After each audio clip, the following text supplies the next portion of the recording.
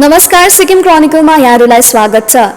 राष्ट्रिय नाट्य विद्यालय सिक्किम रङ्गमण्डल अर्थात् नेशनल स्कुल अफ ड्रामा सिक्किमको पहलमा वसन्त रङ उत्सव अर्थात् स्प्रिङ थिएटर फेस्टिभल 2023 को आज प्रथम दिन मनन केन्द्रमा सम्पन्न भएको छ। यहाँहरूलाई जानकारी गरौँ कि यो उत्सव 9 मई अर्थात् आजदेखि सुरु भएको छ र यसको समापन दिन 13 मई 2023 रहेको छ। यस उत्सवमा विभिन्न नाटकहरूको प्रदर्शनी रहनेछ भने आज प्रथम दिनको दिनमा आज कालो भारी नाटकको यहाँ प्रदर्शनी अर्थात् मञ्चन भएको थियो। जानकारी गरौँ कि कालो भारी उपन्यासको लेखक हुनुहुन्छ शङ्करदेव ढकाल र यसको निर्देशक हुनुहुन्छ विपिन कुमार।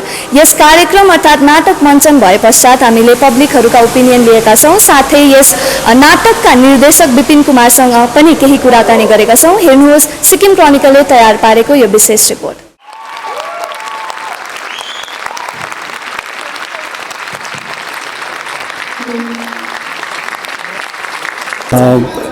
इट वाज अब के भन्नु सो ओभरवेलमिङ है। अहिलेसम्म पनि म हुन्छ नि त्यो अब जस्तो हेरिराखेको थिएँ होइन, त्यसभित्र पसेर किनभने यो कालोबारी भनेको चाहिँ हुनु चाहिँ मैले यो पहिला पनि हेरेको हो, यहाँनिर अहिले सेकेन्ड टाइम यो मञ्च हुँदैछ होइन। तर अब एभ्री टाइम हेर्दाखेरि है एनएसटीको कुनै पनि जुनै पनि सो होस् है, त्यसमा अब त्यो बियोन्ड योर एक्सपेक्टेसनको पाइन्छ क्या। अब सबै स्टेज त्यो सेटअपदेखि लिएर होइन लाइटनिङ साउन्ड सबै कुराहरू टेक्निकल पार्ट त छँदैछ, तर त्यसमा पनि अझै अब जुन चाहिँ जति पनि आर्टिस्टहरू हुनुहुन्छ है, लोकल एनएसटीको आर्टिस्टहरू हुनुहुन्छ, त्यसमा अब कुनै एउटा त्यो अब रिभ्यू दिनु पर्दाखेरि नि कमी निकाल्ने ठाउँ नै छैन क्या, ठाउँ नै छैन हो। अन्त आई वाज गेटिङ गुज बम्स त हेर्दाखेरि पनि है। फेरि अब कथा पनि त्यस्तै छ, कालोबारी भन्ने जुन चाहिँ टपिक छ यसमा अब यो अब यही ठाउँको सिक्किमसँग जोडिएको इतिहासको कुरा छ होइन। प्रि इन्डिपेन्डेन्स कस्तो थियो है, कस्तो प्रथाहरू थियो र त्यसलाई अब सजग भएर त्यसलाई बदलाव गर्नको लागि चाहिँ थुप्रो सन्देशहरू पनि लुकेको छ यसमा है। अब एजुकेसनले नै मात्रै चेन्ज हुनसक्छ भन्ने कुराहरू र त्यो पारि अब हाम्रो संस्कृति पनि कला संस्कृतिहरू पनि यसमा झल्किएको पाइन्छ र अब 12 out of 10 I would rate it. एकदमै राम्रो एक्सपिरियन्स भयो। अनि यस्तो प्रकारको यो लेभलको नाटकहरू मञ्चन गरियो भने चाहिँ लाग्छ कि फेरि पनि है नाटक रिभाइभ हुनेछ। अनि आज तपाईँहरूले पनि देख्नुभयो कि हाउसफुल थियो, किनकि यो चाहिँ राम्रो प्रस्तुतिले गर्दा हो। अनि मेरो रिभ्यू चाहिँ त्यही हो, एकदमै राम्रो लाग्यो। अनि बिचमा है अलिक भावुक पनि भयो कति सिनमा हाँस्यो पनि, अनि धेरै कुरा बुझ्यो पनि के रहेछ कालोबारी भनेर। राम्रो लाग्यो एकदमै। प्रतिक्रिया भन्दा पनि फर्स्ट अफ अल एकदमै एक्साइटेड थिएँ, किनभने मेरो लास्ट इयर पनि यो प्ले हेर्नु चाहिँ छुटेको थियो। अनि एज एक्सपेक्टेड अब पहिला हामीले दन्ते कथा जस्तो मात्रै सुनेको थियौँ होइन, यस्तो हुन्थ्यो अरे भन्ने। बट आज हेर्दा चाहिँ एउटा म डिफ्रेन्ट अहिले पनि एउटा डिफ्रेन्ट जग्गामा छु जस्तो लागिरहेको छ। अनि एउटा एकदम इन्टेन्स वेल अझै बिचमा कमेडी पनि हुन्छ नि, सबै mixture. So at the end I think नहेरेको भए चाहिँ धेरै कुरा मिस गर्थेँ जस्तो फिल भयो मलाई।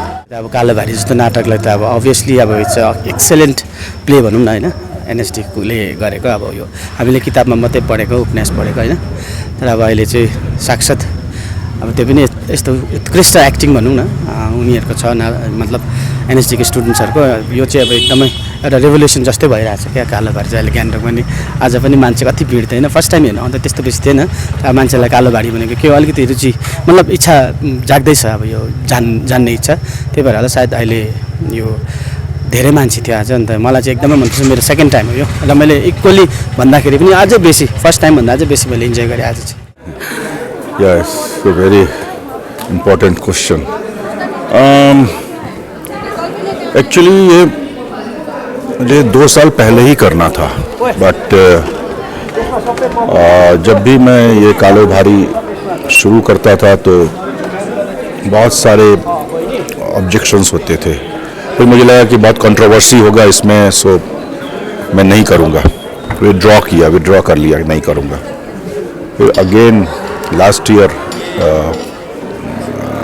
SD ढकाल सर ने बोला कि नहीं आप शुरू कीजिए इसको, बिकॉज बहुत सारे इस पर कुछ लिखा नहीं गया, रिटन में कुछ भी नहीं है मटेरियल।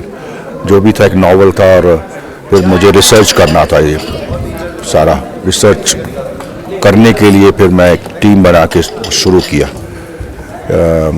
इंस्पायर है ये SD ढकाल सर के नॉवल से, लेकिन बाकी बहुत सारी चीज़ें हमें जो है रिसर्च करके लाना पड़ा, लोगों से बातचीत करनी पड़ी हमें, जो लोग 2-3 लोग ही हैं जो बचे हुए हैं जो कालोबारी लेकर के गए थे, उनसे बातचीत की, बट बहुत सारी चीज़ें उनकी भी जो इमेजिनरी थी, बहुत सारी चीज़ें वो भूल रहे थे मेमोरी लॉस की वजह से।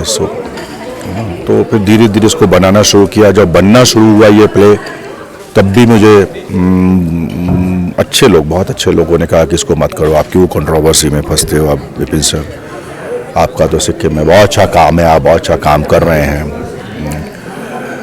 लेकिन मैंने ये कहा मैं कुछ भी गलत नहीं कर रहा हूँ, जो भी है वो एक सिक्किम के इतिहास को हम दिखा रहे हैं और इतिहास के एकदम पास में पहुँचने की कोशिश कर रहे हैं। तो मैं गलत कुछ भी नहीं दिखाऊंगा, इसमें जो फैक्ट है वही दिखाऊंगा और ये हिस्ट्री है और इस पर फिल्में भी बनती है, इस पर नाटक भी होता है। सिर्फ यही की बात नहीं कर रहा हूँ, एक्सप्लॉयटेशन तो पूरे वर्ल्ड में है और था। हमारे यहाँ भी कभी अंग्रेज़ों ने आकर के राज्य किया तो उसके अगेंस्ट मूवमेंट हुआ, वो गए भारत से, तो उस पर फिल्में बनी, बहुत सारी फिल्में बनी, उस पर नाटक भी हुआ। तो ये तो हम हिस्ट्री उन युवा वर्ग को दिखा रहे हैं जिनको मालूम ही नहीं है सारी चीज़ें। तो ये तो एक विजुअल आर्ट है, थिएटर विजुअल आर्ट है और हम बहुत जल्दी इससे पहुंच जाते हैं लोगों तक।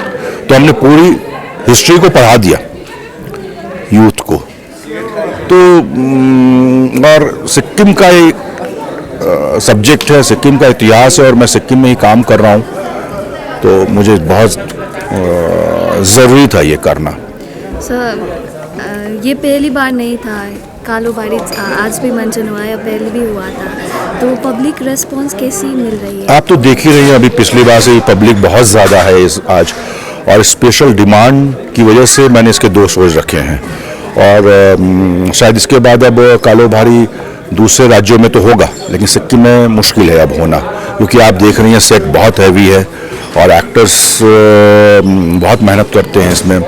लेकिन दूसरे राज्य में ज़रूर होगा। अभी हमने शांति निकेतन बोलपुर में इसका शो किया था और बनारस में हुआ इसका शो, और इतना अच्छा रिस्पांस कि मैं आपको क्या बताऊं, मेरे आंखों में सचमुच में आंसू आ गया था जब बनारस में हर हर महादेव का नारा 10 मिनट तक लगता रहा हाथ ऊपर करके, और हम स्टेज पर खड़े हैं और इमोशनल हो गए सुन करके, जबकि वहाँ ये नेपाली में ही हुआ था।